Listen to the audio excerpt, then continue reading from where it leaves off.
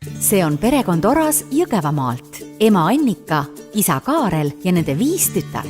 Anna-Liisa, Emma-Lotta, Lenna-Riin, Noora-Miia ja Moona-Sofia. Meie jaoks on suure pere võlu selles, et inimesed, kes suures peres on üles kasvanud, oskavad üksteisest hoolida, arvestada üksteisega, jagada.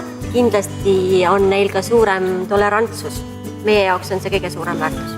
Lasterikkus toob kaasa palju rõõmu, kuid ka suuremad kulutused. Just seetõttu on Eesti Lasterikaste Perede Liit loonud rohkelt soodustusi andva perekaardi. Nii on taskukohasem veeta puhkust, külastada kohvikuid, teatreid, teemaparke, mängutubasid, muuseume ning teha sisseoste.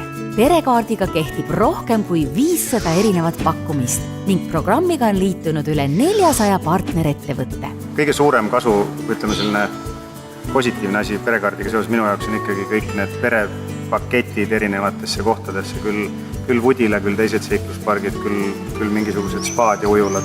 Kui perekaarti ei oleks, siis me ilmselt ei võtaks nii palju asju koos ette, sest kui teha see perekaardi leht lahti, siis sealt juba hakkab nagu mõte liikuma. Et seal on nii palju erinevaid kohti, kuhu võiks minna ja siis tekib see mõte, et võt seal me pole käinud ja seal me pole käinud. Ja loomulikult ütleme see ehituspoodide külastamine, et kuna remonti on ju vaja majast teha ja mingeid muid asju ehitada, siis Espaki ehituspoed on ka ühed minu lemmikud, kus ma perekaardiga käin. 3 koolis käijale ostnud kõik koolitarbed just büromaailmast, kust saab päris ilusa protsendi alla.